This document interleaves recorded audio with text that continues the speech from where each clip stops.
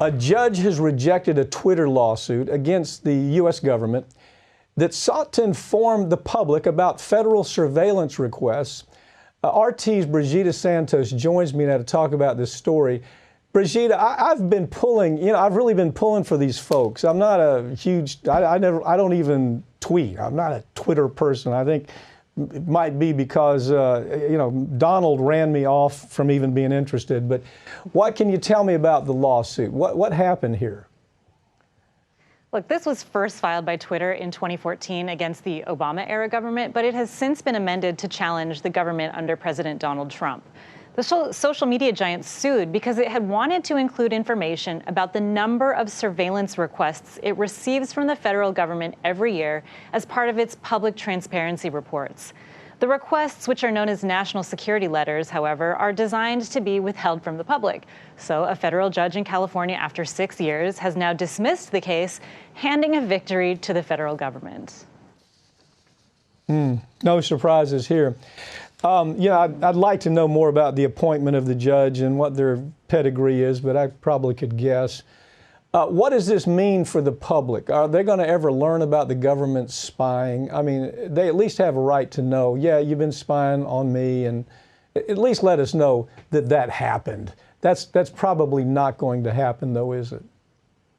No, it's probably not. And the federal government can now continue to completely ban companies, not only from saying anything about government surveillance requests, but even that they have been doing them in the first place. National security letters are law enforcement tools that are similar to subpoenas, and they're most commonly issued by the FBI. However, other agencies can also issue them.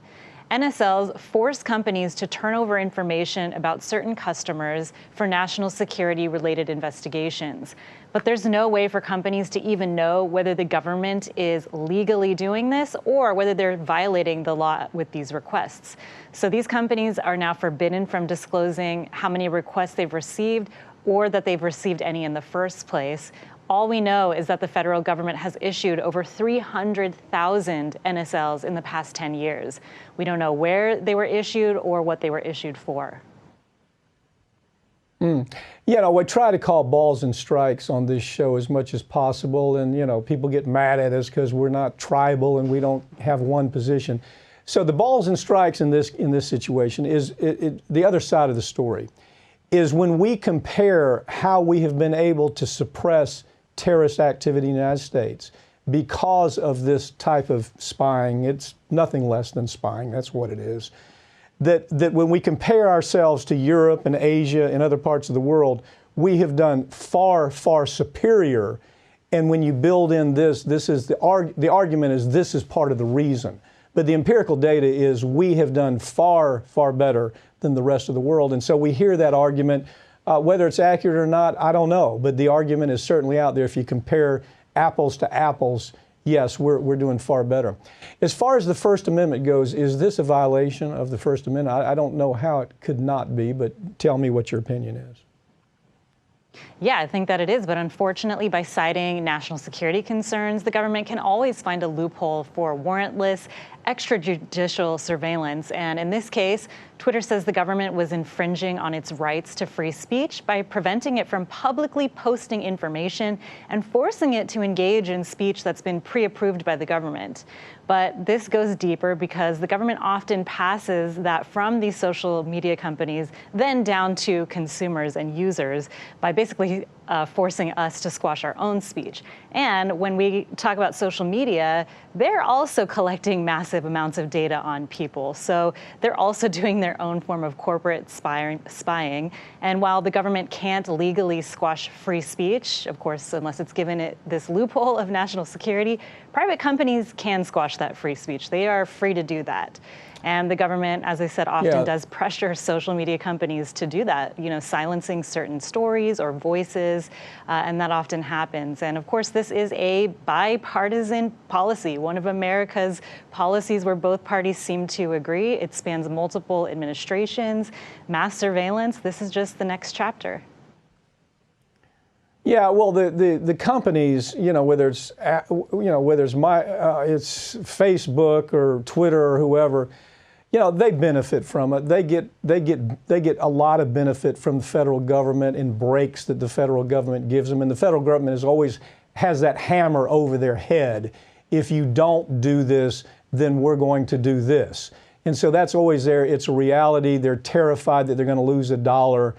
So I really loved seeing Twitter take this position, but it's no surprise to see a federal judge shoot it down because, truthfully, they probably were on good grounds. When it comes down to the First Amendment argument versus police power, the federal government, health, safety, and welfare is going to trump something like the First Amendment most of the time. Look, thank you for joining me, okay? Stay safe out there in L.A. You too, Mike. Thanks. A federal lawsuit's been filed against the Chinese government alleging that officials intentionally withheld critical information about the coronavirus, which eventually wreaked havoc on America's small business. Molly Barrows is here to talk to me about it. Obviously, this was filed by a very good friend of mine, a lawyer out in Nevada who's an extraordinary trial lawyer. Robert Eglett? Robert Eglett, yes. And he's the one that handled the Vegas shooting case that everybody thought was impossible.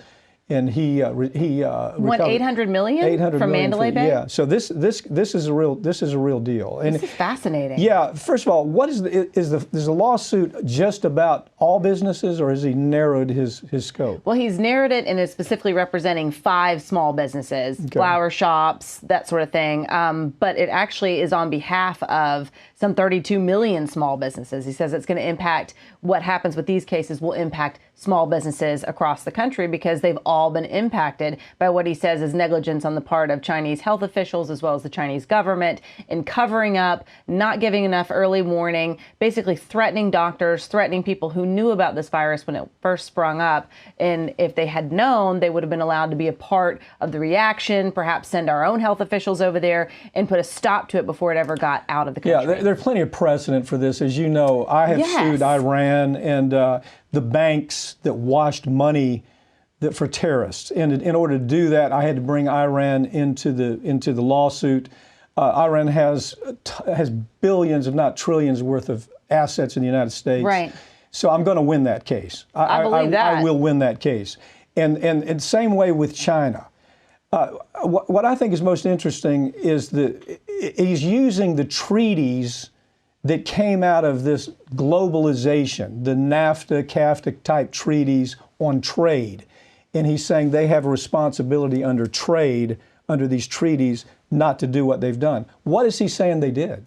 Well, basically, you know, if you go back even to some of the original doctors who were first responding, they wanted to put the word out on social media. They were tracked down. They were threatened. They were told not to tell anyone. They disappeared. They disappeared. Yeah. Yes. I mean, there is just a whole slew of basically heinous allegations that are coming out that are not unsurprising, if you will, considering the crackdown that the Chinese government has on their people in a variety of other areas as well. But he's saying that there were cover-ups against journalists, against doctors, against the medical community that essentially allow this virus to escape the borders and, in fact, infect and impact the entire world. And so it's cost these small businesses trillions of dollars as a result, and it's something that they wouldn't have had to suffer otherwise. But it's interesting that you talk about how he's suing through that treaty loophole.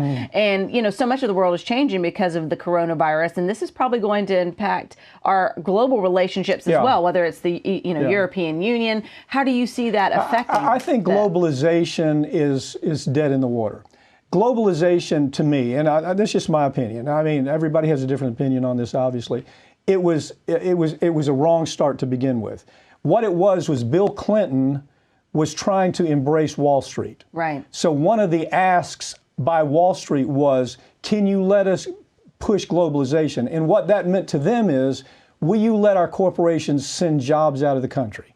Will you let our corporations be told what they can and can't produce? But they sell it to the American people like you're going to get cheaper stuff. Like this is going to be better for you, but it's a lie. Just like their ability to sue. They can come in there and we have to pay. It's worse than that. Molly, it's worse than that. They can come to the United States, a foreign company can come to the United States and say, we don't like that the EPA has told us that we can't dump our toxic chemicals into your river. Therefore, we're going to sue you and get paid by the taxpayer. So we can poison you. So we can poison you. So that's globalization. So Robert Eglett, he's a brilliant lawyer. He's taken the other side of it. He said, okay, you can do that to us. we're going to do this to you. Right. He's going to win. Well, it's This interesting. case is going. It's going to be a year just going to The Hague just to get him served. But he's going to win this case. Well, and it seems like there's fairly broad jurisdiction in as much as if you do business in the United States, then there's a good chance that we can sue you if you're a foreign country. So it's not unheard of, like you said, Levin Papatonio handling their own litigation against Iran. Where do you see this going, though? Other lawsuits being filed. Robert Iglett, I thought was interesting, commented on a couple of other lawsuits out of Florida, but he said they're too wide, and Yeah, he felt they like are. this one, because of the trade angle, would The be... Florida cases are way too broad. They're trying to encompass too much. This is a narrow case. We can show that your conduct directly affected this business. It's called legal causation. You have to be able to tie up the conduct with the event, and that's Right. what he's doing.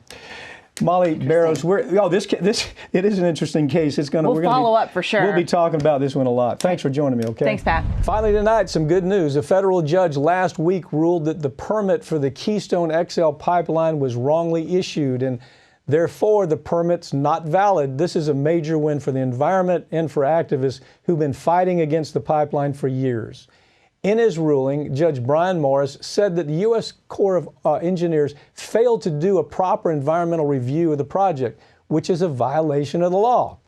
The reason the environmental review was not properly conducted by the government is because it would show without a doubt that this pipeline is going to cause more harm than good. Proponents of the pipeline have argued for years that it's necessary so that we can lower energy prices for Americans. But the truth is that this pipeline is going to stretch from Canada to the Gulf Coast, where the oil would be loaded onto oil tankers and shipped overseas, not for us, but for other people. The United States would assume all of the environmental risk while reaping zero benefit from the increased pollution. This pipeline is a bad deal for both the environment and for American consumers, and the sooner the whole thing is put to rest, the better. That's all for tonight. Find us on Twitter at facebook.com/RT America's Lawyer. You can watch all RT America programs on DirecTV channel 321 and also stream them live on your YouTube. And be sure, check out this new portable app that RT has put together where you can watch virtually anything that's on the air. I'm Mike Papantonio, and this is America's Lawyer, where every week we tell you the stories that corporate media they're ordered not to tell the story because of their political contacts or because of their advertisers. We're going to tell those stories anyway. Have a great night.